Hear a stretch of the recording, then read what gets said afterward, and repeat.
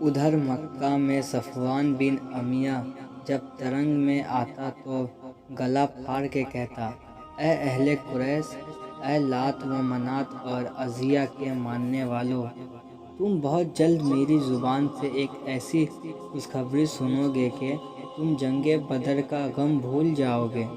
پھر کوئی بدر کا میدان گرم نہ ہوگا، اور اگر کوئی میدان بنا تو وہ مدینہ کے گلی کوچے ہوں گے جن پر ہم برق و بارہ کی طرح نازل ہو کر پوری آبادی کو تہس نہس کر دیں گے۔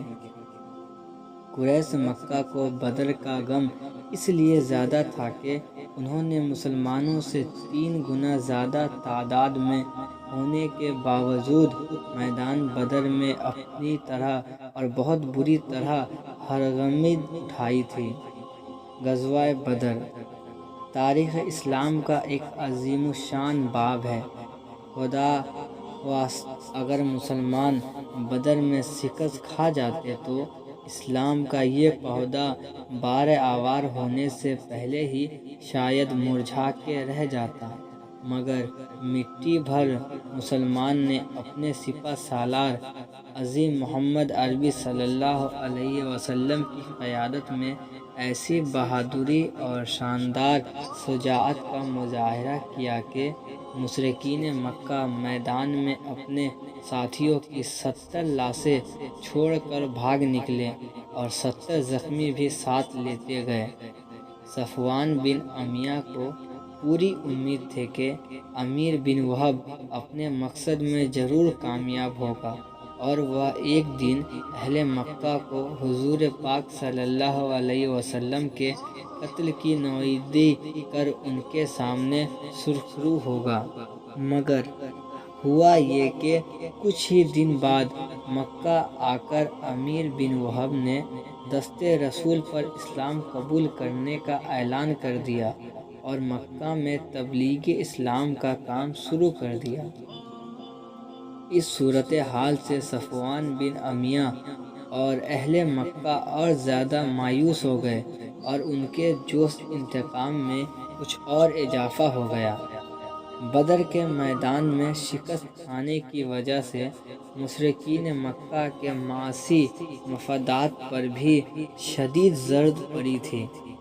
شام جانے والے تمام تجارتی قافلے مدینہ کے قریب سے گزر کر ساحلی راستہ اختیار کرتے تھے، مگر اب یہ صورت پیدا ہو گئی تھی کہ ساحلی علاقوں کے بعض قبائل نے بھی اسلام قبول کر لیا تھا، اس لیے ان کا یہ راستہ مسدد ہو کر رہ گیا۔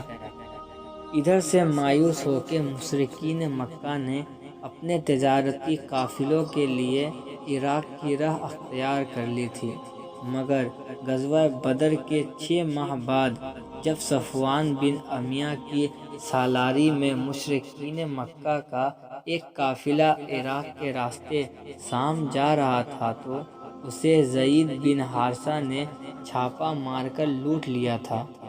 اس طرح مکہ والوں کے تمام تجارتی راستے بند ہو کر رہ گئے۔ چنانچہ اس صورتحال سے نپٹنے کے لیے مشرکین مکہ کے تمام بڑے بڑے سردار سر جوڑ کر بیٹھے۔ یہ پہلے اشارتاً بیان کیا جا چکا ہے کہ بدر میں ابو جہل اور عتبہ کی موت نے قریش عامہ کی ریاست کا تاج ابو سفیان کے سر پر رکھ دیا تھا، جس سے دولت اموی کا آغاز ہوا تھا۔ قریش دنیا عرب کا ایک بہت بڑا قبیلہ تھا۔ اس کی 2 شاخیں تھیں، بنو ہاشم، بنو امیہ۔ پس قریش مکہ اور مدینہ دونوں جگہ آباد تھے۔ مکہ کے قریش قریش اموی اور مدینہ کے قریش قریش ہاشمی کہلاتے تھے۔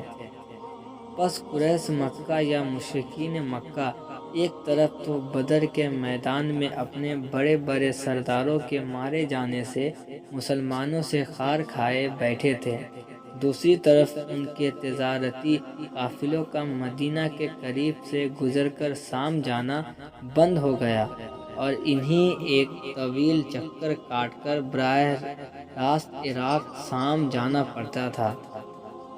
اس عراق کے راستے میں بھی خطرات پیدا ہو گئے تھے اور اپنے معاشی مفادات مجروح ہونے سے وہ بے حد گھبراتے تھے۔ اب مکہ والوں کے پاس دو ہی راستے تھے، ایک تو صلح و آشتی کا راستہ تھا کہ وہ مدینہ کی اسلامی ریاست کو تسلیم کر لے، دوسرا راستہ یہ تھا کہ وہ مدینہ والوں کے ساتھ ایک بار پھر خون کی ہولی کھیلے۔ دوسری صورت زیادہ خطرناک تھی، اس لیے کہ ایک بار وہ اسلام کے جیالوں کے ہاتھ پٹ چکے تھے اور ان کا سب سے بڑا سردار ابو جہل دو کم جوانوں کے ہاتھوں قتل ہو چکا تھا۔ اب دوبارہ ان کو چھیڑنا کوئی عقل مندی نہ تھی، مگر مسئلہ مشورہ ہے کہ گیدڑ کی موت آتی ہے تو وہ شہر کی طرف بھاگتا ہے۔